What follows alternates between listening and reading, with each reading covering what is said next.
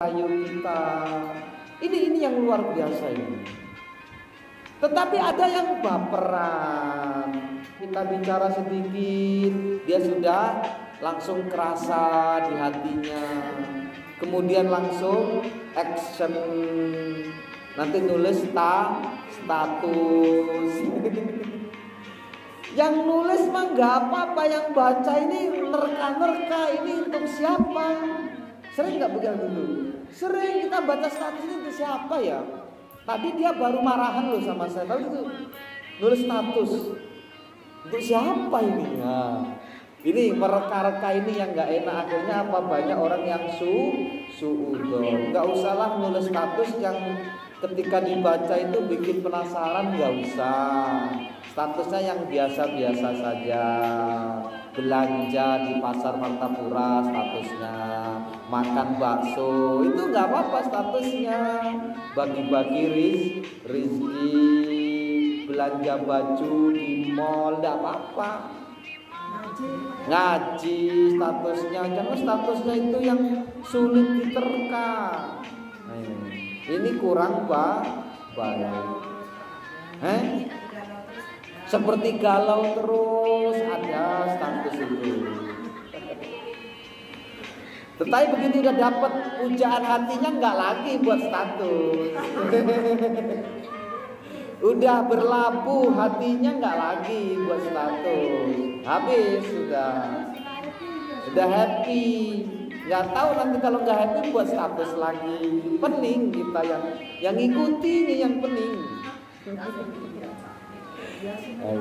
Ya, artinya zaman sekarang ini luar biasa. Yang bicara itu bukan hanya lisan. Hari ini yang bicara itu tangan. Yang bicara itu foto. Foto itu bicara loh Bu sekarang ini. Itu loh. Video. Di-share lagi. Biasanya orang nge-share itu karena apa? Karena sepaham dengan dia, seakan mewakili apa yang dalam hatinya di-share. Dan zamannya memang seperti itu. Cuman Bu Mur aja saya belum pernah baca statusnya Bu Mur.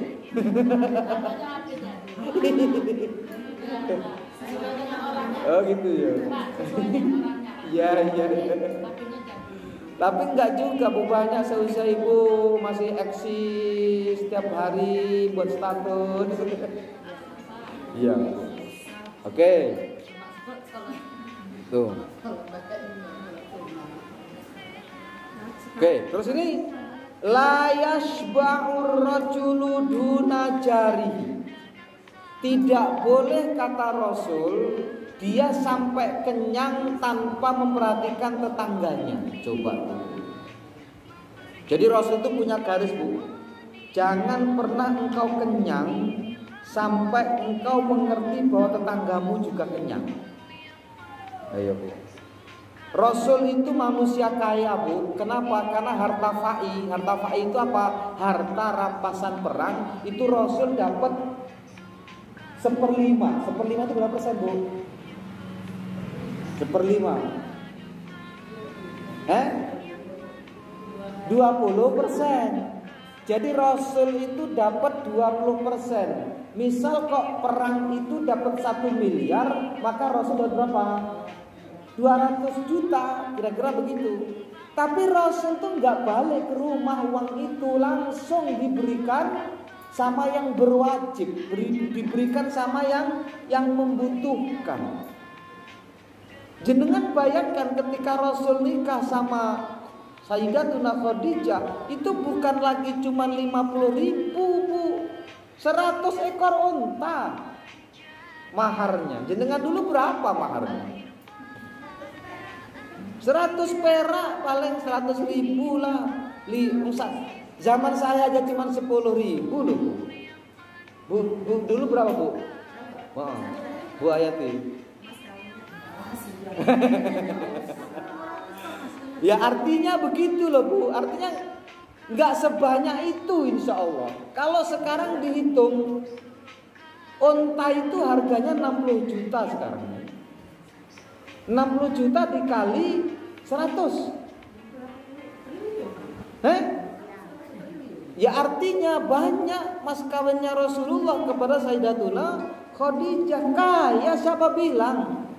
Tetapi ada memang yang meriwayatkan Rasul itu tidurnya di tempat di pelepah kurma sampai kemudian punggungnya terbekas, membekas pelepah kurma. Karena kebetulan ketika itu tidurnya di pelepah kurma. Itu loh. Rasul itu kalau tidur sama Aisyah, kalau malam bangun Rasul sholat, Aisyah itu masih telentang, Bu. Jadi loh, Bu, Rasul sholat nih. Ini Rasul berdiri. Kakinya Aisyah itu di sini, Bu. Ini Aisyah gitu ya. Tidur, Rasul berdiri di sini kan baratnya sana ya, Bu ya.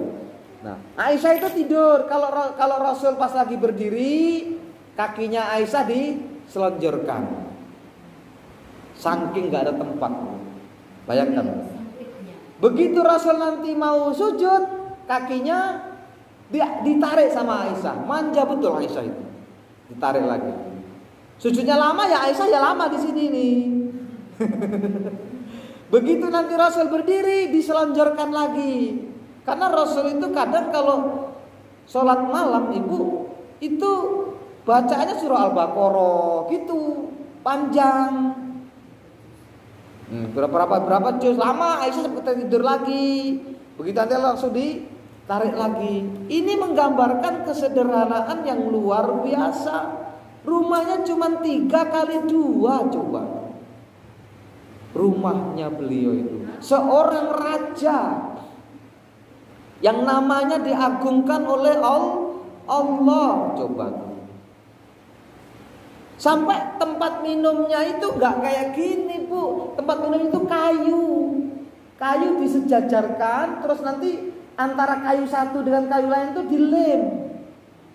Itu tempat minumnya Rasulullah. Kalau raja zaman itu tempat minumnya emas. Bukan Rasul nggak mampu, bukan. Kenapa? Karena Rasul pengen hidup apa adanya, bukan nggak punya uang.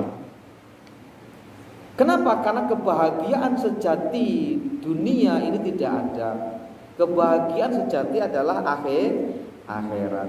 Makanya Rasul itu empatinya luar biasa dengan sahabat-sahabat. Dan itu ditiru oleh sahabat. Umar bin Khattab itu selagi masih jadi khalifah, setiap malam itu belusuan, Bu. Tahu belusuan? Melihat keadaan masyarakatnya sudah makan apa belum. Bayangkan. Sekarang kok ada masyarakat yang mati kelaparan. Kemana? Pemerintahannya kemana? Umar bin Khattab belum tidur kalau belum rakyatnya kenyang. Coba. Dan itu terjadi ketika dia berjalan, ada seorang janda yang begitu dilihat itu kok ngerebus tapi nggak mateng-mateng. Ngerebus batu ternyata. Kenapa? Karena anaknya nangis minta makan. Janda, nggak ada yang ngurusi, nggak ada hati berlabuh. Terus bagaimana? Dilihat bener loh. Lewat lagi masih direbus. Lewat lagi masih direbus. Mampir Umar bin Khattab nanya, "Hei ibu, kamu ngerebus apa kok dari tadi nggak mateng-mateng? Sampai anaknya tertidur." "Aku ngerebus batu, hei fulan." Untuk apa batu, kan nggak bisa dimakan? Iya nggak bisa dimakan, tapi paling tidak anak saya terhibur. Begitu anaknya minta makan, udah bentar lagi makan, bentar lagi mateng. "Bu, lapar Bu." "Bentar, belum mateng." Coba kalau jenengan sekarang bayangkan, jangan jenengan cuma cerita ini kayak sekilas, bayangkan kalau terjadi hari ini. Ada orang seperti itu, menghibur anaknya dengan merebus batu sampai anaknya tertidur. Coba Begitu Umar bin Khattab nanya, "Hei ibu, gimana kamu itu?" "Ya ini kerjaan saya tiap malam seperti ini." Akhirnya apa? Pagi nanti anak saya baru nanti entah saya kemana nyari untuk makan anak saya. Malam itu Umar bin Khattab nangis, lalu kemudian apa? Lari dia, bukan berjalan lagi, lari membuka apa? Persediaan makanan di Baitul Mal, dan dia sendiri yang mengangkat gandum itu untuk si janda ini. Itu baru pemimpin.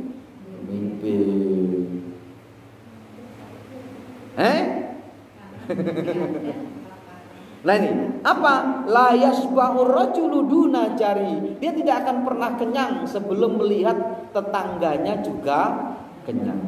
Bahkan wallahi la yu'min, wallahi la yu'min, wallahi la yu'min. Demi Allah dia tidak beriman, demi Allah dia tidak beriman, demi Allah dia tidak beriman. Mambata syab'ana wajaru ja'i.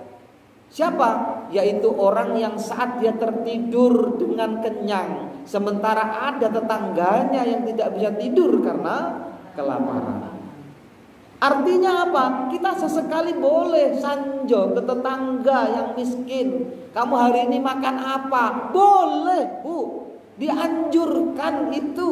Ketika memang tetangga itu nggak makan hari itu, mungkin dia malu mau memintanya, maka kita harus memberikannya. Walaupun dalam hukum fikih, ketika dia nggak punya apa-apa, wajib hukumnya dia harus meminta. Saat dia tidak meminta kok mati, maka matinya kafir. Jadi meminta itu kadang bisa jadi wajib di Islam ini, Bu. Jenengan nggak punya apa-apa, nggak minta mati, itu berarti jenengan matinya mati kafir. Misal tidak ada lagi yang bisa untuk bekerja, jenengan keadaannya miskin. Kalau hari itu nggak meminta kok mati, maka wajib hukumnya meminta. Walaupun meminta itu dalam hukum yang lain, itu nanti kalau datang di akhirat seperti apa? Seperti mukanya ini habis dagingnya, ini tinggal tulangnya. Kenapa? Ini gambaran orang yang meminta-minta, tapi sebenarnya dia tidak layak meminta. Loh, ada loh Bu, di Surabaya itu satu desa memang tukang minta. Jawa Tengah, di Surabaya juga ada Bu. Satu desa itu rumahnya kayak Pak Camat semua, tapi itu tadi dia merantau kemana-mana minta-minta. Cobalah Ibu kalau pas lagi buka-buka di YouTube itu ada kok yang ketangkap. HP-nya itu HP yang apel yang dimakan tupai itu loh Bu, HP-nya itu. Berapa itu HP-nya? iPhone. Padahal pengemis. Pura-pura kakinya puntung dan lain sebagainya. Kakinya dilipat, begitu udah dapat mangsanya dilepas, lari dia. Nah, orang yang seperti itu dosa besar. Tapi begitu benar-benar kita memang harus minta, maka hukum dalam Islam wajib hukumnya meminta. Kalau sampai hari itu dia tidak meminta, dia mati. Itu loh, namanya mutor. Mutor itu apa? Terpaksa. Ya kalau memang masih bisa hutang, jangan minta Bu. Jenengan jangan minta kalau bisa hutang.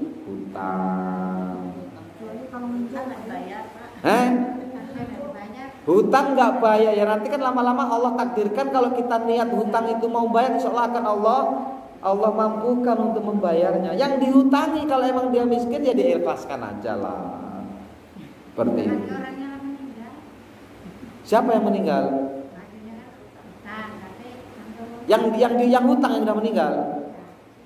Yang hutang yang meninggal, ya udah yang dihutangi diikhlaskan aja. Diikhlaskan aja. Ya Allah, gini caranya Bu. Ya Allah, aku ikhlaskan hutang si fulan kepadaku dunia akhirat. Kasihan dia nanti kalau di sana jadi masalah. Nah, misalkan orangnya mati itu, tapi dia nggak mau bayar. Sudah ditagih belum? Sudah, tapi Bola-balik nagih nggak mau, ikhlaskan Bu. Kalau bisa, nggak bisa ya sudah kita jadi tetap hutang. banyak ya. Banyak ikhlas kan? Lebih banyak utang. Banyak Pak, ikhlas kan? Utangnya banyak. Bukan sekali, kalau sekali untuk ini. Rasulullah itu gini, pernah ada sahabat yang mati. Rasul nanya nih, "Hai sahabatku, ini orang punya hutang nggak?" "Punya." "Saya nggak mau nyolatkan." Ayo. Sampai kemudian ada sahabat yang di belakang ngomong, "Ya Rasul, aku tanggung hutang dia." Boleh nggak dalam Islam? Boleh. Ada yang bayarkan, boleh. Nah, bagaimana seperti itu? Rasul langsung benar, ya udah saya sholatkan dia. Tetapi ketika Rasul tidak menyolatkan orang yang hutang ini, bukan kemudian Rasul melarang sahabat yang lain untuk menyolatkan, tidak. Ini hukuman biar orang nggak sembarang barang hutang. Hutang harus bayar. Gitu. Kalau nggak bayar di sana jadi masalah. Setelah mati jadi masalah. Hutang itu dibawa sampai akhirat, Ibu. Kalau yang dihutangi nggak mengikhlaskan untuk melunaskannya, tetap jadi masalah. Dan bagaimana bayarnya di sana? Bayarnya sama amal. Aku punya hutang sama Bu Anis, aku mati belum sempat bayar.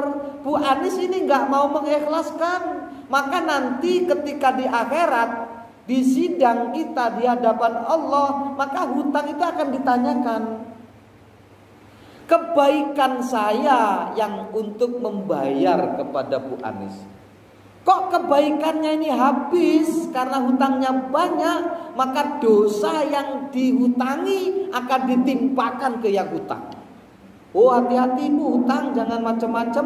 Hukum hutang ini luar biasa, dibawa sampai akhirat. Makanya setiap ada orang meninggalkan, ahli warisnya ngomong, "Saudara-saudara, ibu-ibu, bapak-bapak, jika mayit ini punya hutang atau makanan yang dimakan sengaja atau tidak sengaja, tolong yang makanan diikhlaskan. Kalau betul nggak diikhlaskan, ngomong, kita bayar.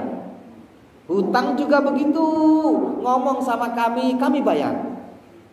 Kenapa? Karena memang ke bawah sampai mati hutang itu. Pak, Ya. kasusnya zaman dulu Pak, kan ada kreditan misalnya. Ya. Memilih pagi. Kalau yang punya yang kreditan itu pergi Pak, dan bisa bayar, orangnya pergi. Orangnya. Yang dihutang Yang hutang kan. yang hutangkan pergi. Iya.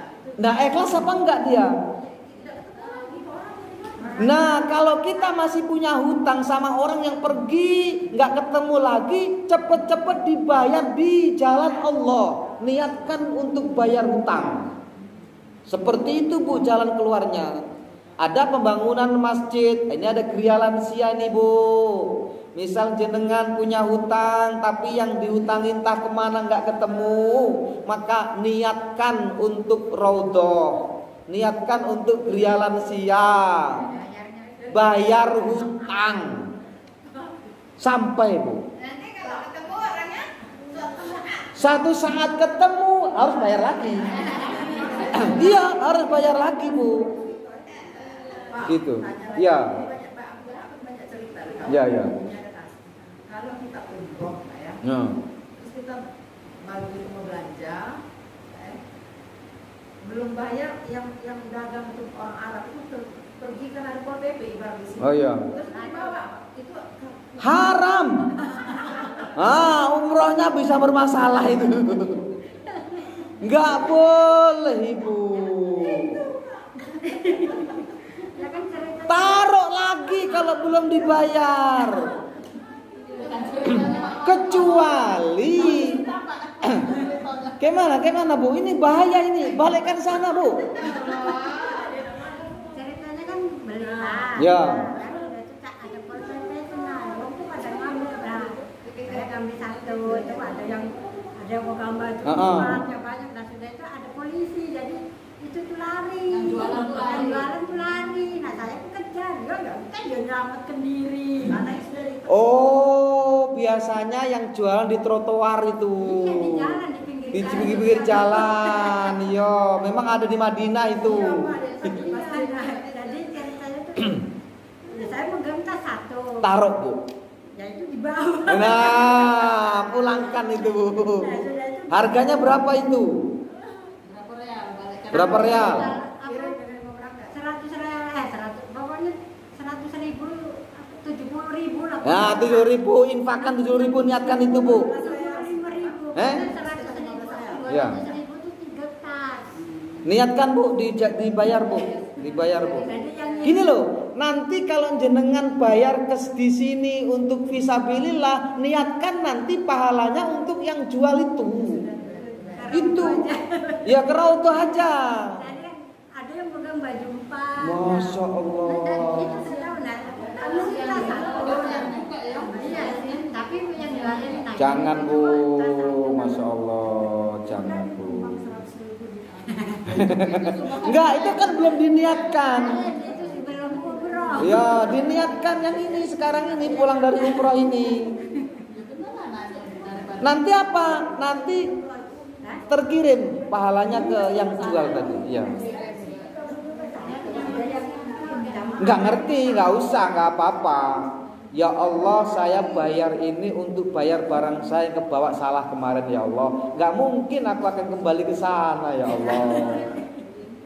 Enggak ketemu lagi orang yang jual itu, ya Allah. Dan pahalanya berikan kepada penjual itu, ya Allah. Udah sampai. Walaupun enggak tahu namanya. Pak, kalau ini Pak, aku kan suami aku kan merantau ya.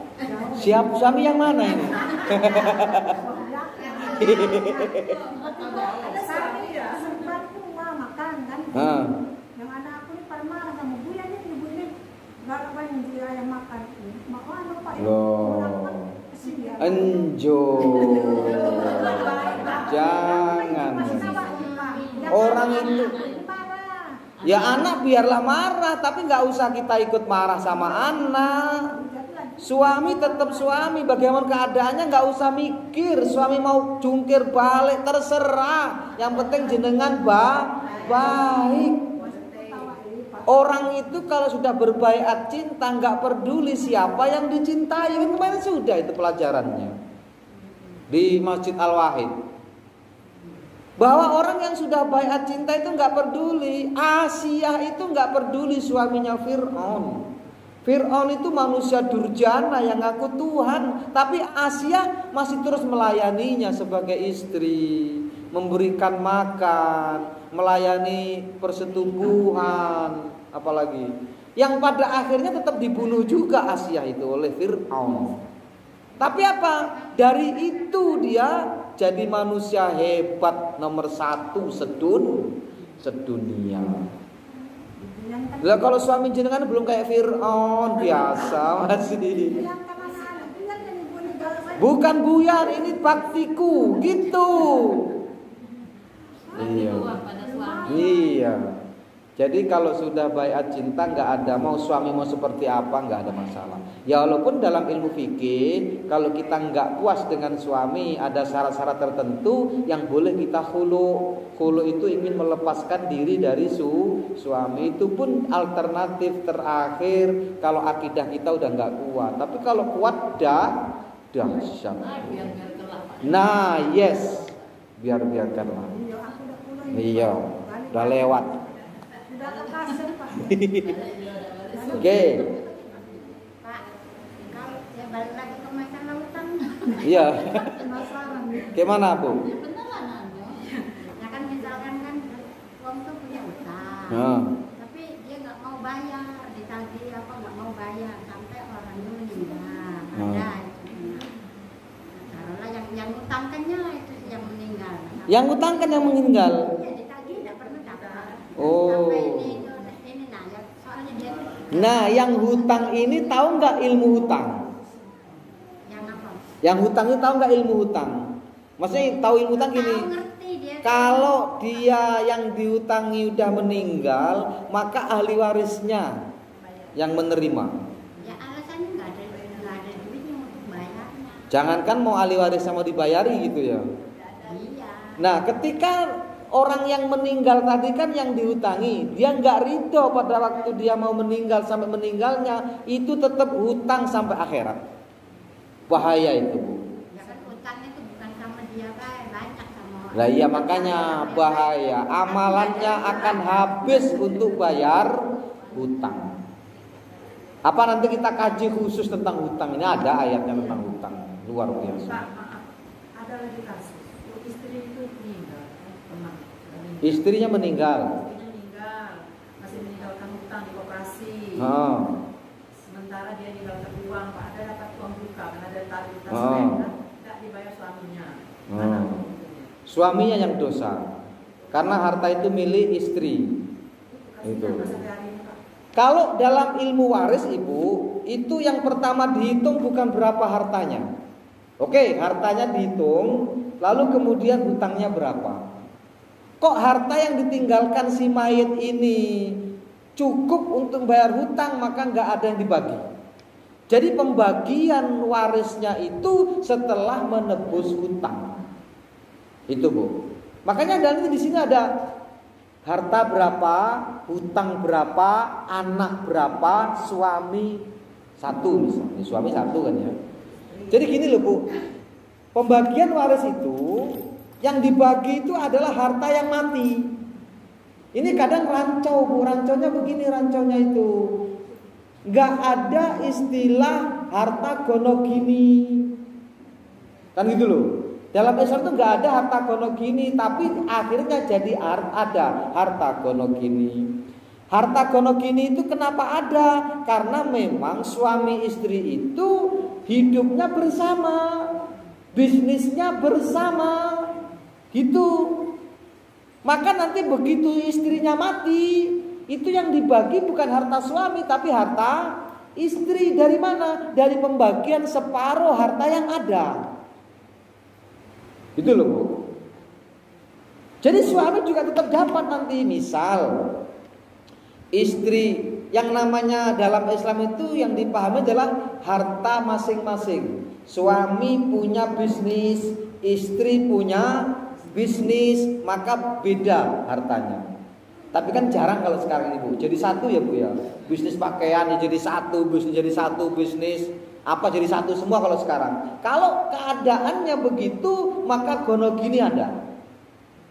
Begitu nanti istri meninggal, maka harta itu dibagi dua. Nah, berapa ketemunya itu dibagi. Anaknya ada berapa?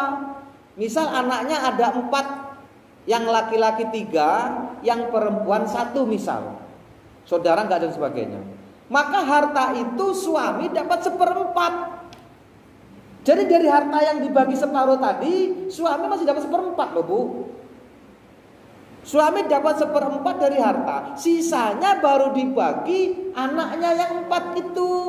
Laki-lakinya 3 misal, perempuannya 1, maka harta yang sisa tadi dibagi 7.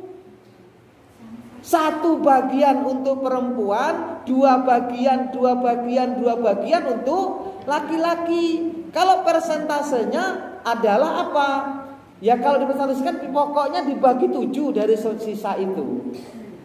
Jadi 25% yang suaminya. Berarti kan begitu 1/4 kan 20%. Berarti sisanya itu dijadikan 100% lagi dibagi 7.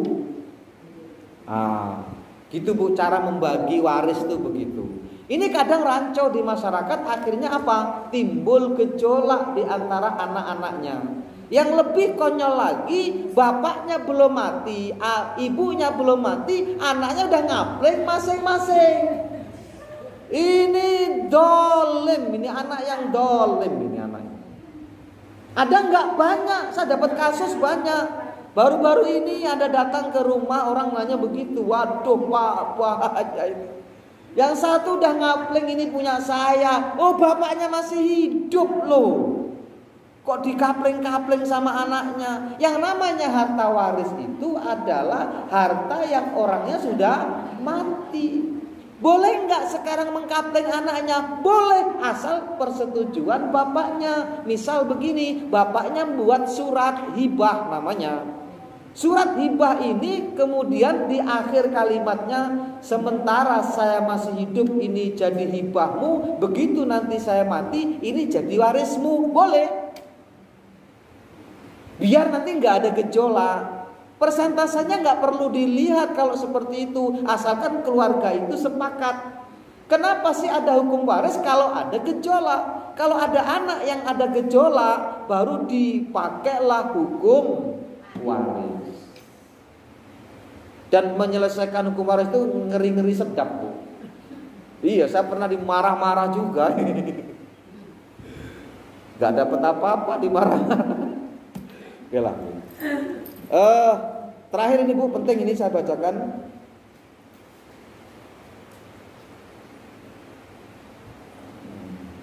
Qala Rasulullah SAW di ashabi, Rasul bersabda, saya singkat aja untuk sahabatnya, ma taquluna fi zina. Kalian tahu nggak apa itu zina? Ngerti nggak apa itu zina? Kata Rasulullah, qalu haram. Zina itu haram, haramahullahu wa rasuluhu wa huwa haram. Sesuatu yang diharamkan oleh Allah maka jadi haram ila yaumil qiyamah, sampai hari kiamat. Faqala Rasul kemudian bersabda, li'an yaznir rajulu bi asri niswatin aisaru alaihi min an yazni bi imraati jarihi. Ada seorang laki-laki yang menzinai 10 perempuan di luar sana, itu lebih ringan hukumannya dibandingkan dengan dia menzinai tetangganya. Ayo, Bu. Ya kalau gitu zina aja di luar, bukan begitu. Ini gambarannya bahwa tetangga itu haknya luar biasa. Jangan ganggu tetangga, maksudnya begitu. Apalagi istri tetangga. Masya Allah, dosanya luar biasa, 10 kali lipat kata Rasulullah. Nah itu loh, Bu. Jadi tetangga itu dijaga, jaga marwahnya tetangga.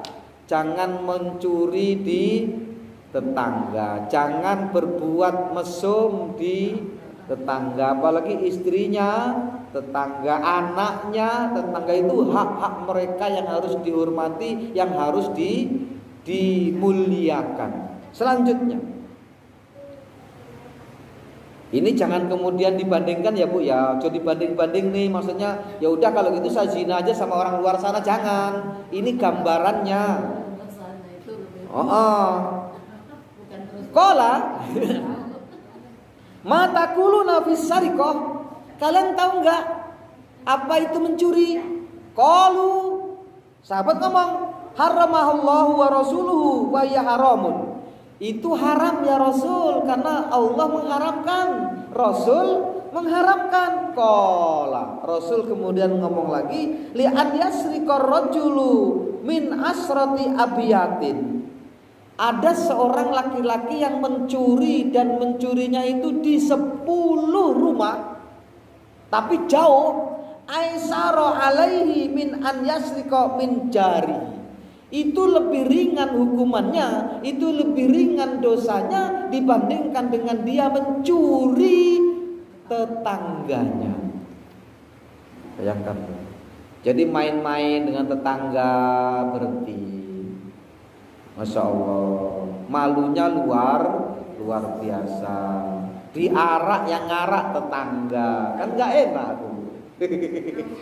ketahuan tetangga, mak lemak, nggak enak gitu loh. Makanya dijaga tetangga itu, dijaga. Sampai bayangannya Rasul begitu. Kok orang mencuri di luar sana 10 rumah itu dosanya lebih ringan dibandingkan mencuri di rumahnya satu saja dari tetangga dekatnya. Ini kita menjaga marwahnya tetangga.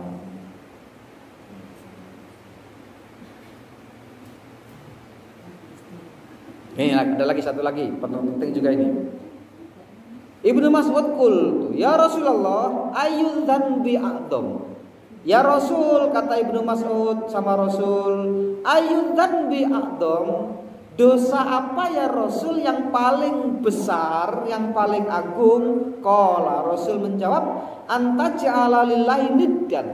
Engkau jadikan Allah teman. Maksudnya apa?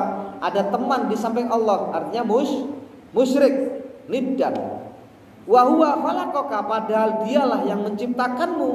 Qultu tsumma ayun. Kemudian Ibnu Mas'ud ngomong lagi, setelah itu apa ya Rasul?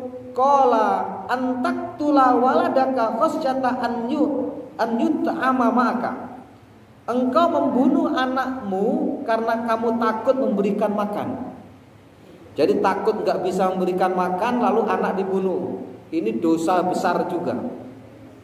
Loh, kalau sekarang mungkin gak ada Bu, zaman dulu banyak. Zaman dulu ada yang seperti ini. Dia membunuh anaknya karena takut gak bisa beri makan. Qultu tsumma ayun. Lalu Ibnu Mas'ud ngomong lagi, kemudian apa ya Rasul? Qala antuzani halilata jarika. Engkau menzinai istri tetanggamu. Naudzubillah, tsumma naudzubillah.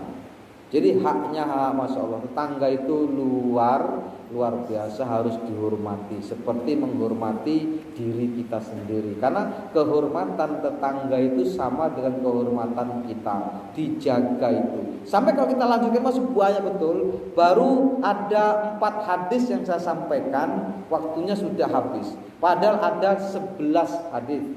Yang itu gambarannya luar biasa, sampai kita itu ngomong sama anak tetangga itu pun harus pakai bahasa yang lembut dalam hadis ini. Tetangga punya anak perempuan, kita nggak boleh mandang terlalu lama.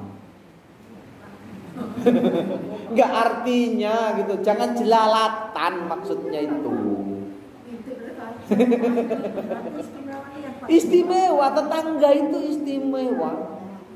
Tetangga itu punya pembantu, kita nggak boleh ngomong lama-lama dengan pembantunya. Coba kalau diteruskan di sini. Sampai Jibril itu pernah datang kepada Rasulullah, itu hanya mengabari tentang bagaimana tetangga harus berbuat baik dengan tetangga. Walaupun dia nggak baik, tetap kita harus berbuat baik. Nanti kalau orang semua berpikir seperti itu, nanti nggak ada lagi orang yang nggak baik gitu loh. Walaupun bagaimana keadaannya, kenapa? Karena dia protektif terhadap dirinya sendiri. Internalnya itu yang dijaga nanti. Baru kemudian nanti eksternalnya nampak. Ada yang bertanya Ibu? Ada 2 menit. Tapi sepertinya Pak, kalau seperti daerah-daerah seperti kita itu bertetangga biasanya baik. Tapi kalau yang sudah di kota-kota besar itu Pak, saling cuek itu. Wak-wek namanya. Iya. Di kota kan ditanya tetangga siapa saja kan paling nggak tahu. Iya. Ya semua itu ada plus minusnya Bu. Wak-wek itu kadang juga ada baiknya di sisi yang lain. Tapi tetap juga nggak baik, namanya wak-wek. Itu berarti kurang silaturahimnya gitu. Tetapi aman, malahan aman nggak aman, terjaga dengan sendirinya. Haknya terjaga, kewajibannya terjaga. Semuanya sedang-sedang saja. Ya sedang-sedang saja. Tetangga sering datang ke rumah, jenengan nggak usah sering datang ke rumahnya. Tetangga jarang datang, kita datang. Gitu Bu, jadi awet, kita nggak punya musuh. Tapi kalau sudah pro kok datang terus. Ya ibaratnya gini Bu, kayak apa namanya, piring itu kalau pas lagi dicuci ya bunyi gitu loh. Makanya jangan sering-sering deket. Kalau dia deket kita jauh. Kalau dia jauh kita deket. Awet Bu insya Allah. Gak punya musuh kita. Tetangga itu ada yang sampai punya 4 musuh. Kalau ketemu tuh gak nanya, di tetangga saya itu. Ya, aneh gitu loh. Saya benci dengan dia itu ngomong sama saya kadang, masya Allah. Saya gak mau nanya sama dia sampai mati, gak mau nanya. No. Ya kalau kita kan gak punya musuh kita ini. Jadi semua ke kita. Seperti itu Bu. Banyak orang yang nggak seteguran, padahal 3 hari saja kita nggak seteguran itu